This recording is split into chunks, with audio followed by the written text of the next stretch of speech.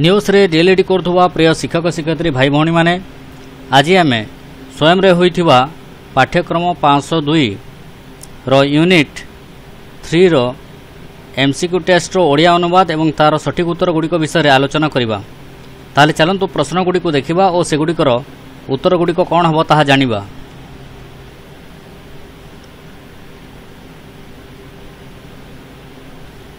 प्रथम प्रश्नटी है निम्नोक्त मध्यरु केउटी फलप्रद शिक्षादान पद्धतिर वैशिष्ट्य नुहे। प्रथम ऑप्शन सांगसाथी मानक सहित शिखिबार सुजोग प्रदान करिबा।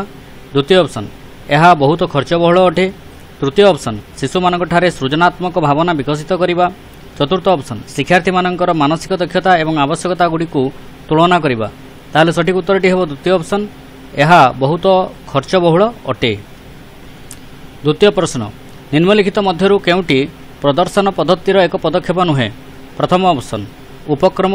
द्वितीय ऑप्शन योजना। तृतीय ऑप्शन कलापटा व्यवहार प्रणाली। चतुर्थ ऑप्शन कौशल विकास। सठिक उत्तरटी हेबो चतुर्थ ऑप्शन कौशल विकास। तृतीय प्रश्नटी है निम्नोक्त मध्यरु केउ उक्तिटी आरोहानुमानिक पद्धति पाई ठीक नुहे।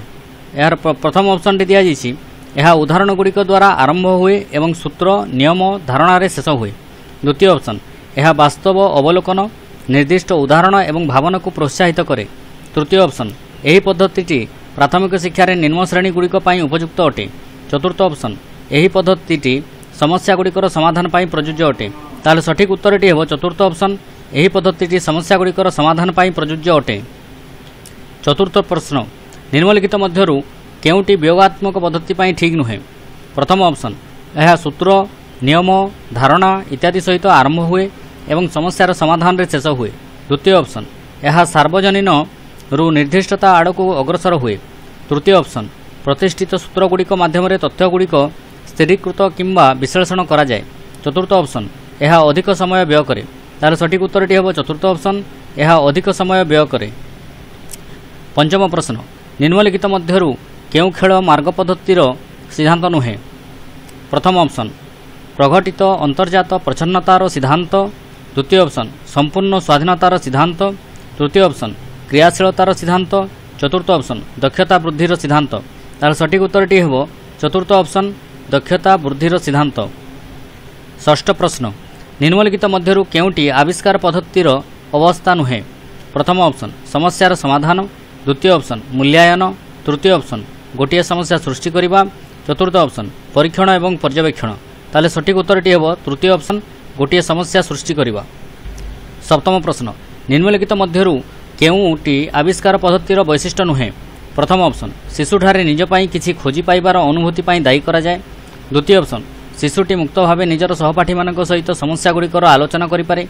तृतीय ऑप्शन विभिन्न सूत्ररु शिशुटी समाधान उपर सूचना प्राप्त करबा पाई चेष्टा करिथाय। चतुर्थ ऑप्शन संपूर्ण प्रक्रिया रे शिक्षक शिक्षार्थी मानक सहाय्य करि नथांती। ताले सठिक उत्तरटी हेबो चतुर्थ ऑप्शन संपूर्ण प्रक्रिया रे शिक्षक शिक्षार्थी मानक सहाय्य करि नथांती। अष्टम प्रश्न निम्नोक्त उक्ति गुड़िक मध्यरु केउटी आविष्कार पद्धति विषय ठीक नुहे। प्रथम ऑप्शन यह शिक्षार्थी मानक ठारे विज्ञान सम्मत एवं समालोचनात्मक भावनार विकास करिथाय। द्वितीय ऑप्शन यह स्व उद्यम दृढ़ आत्मविश्वास निज उपर भरोसा एवं स्व समापनर वृद्धि करिथाय।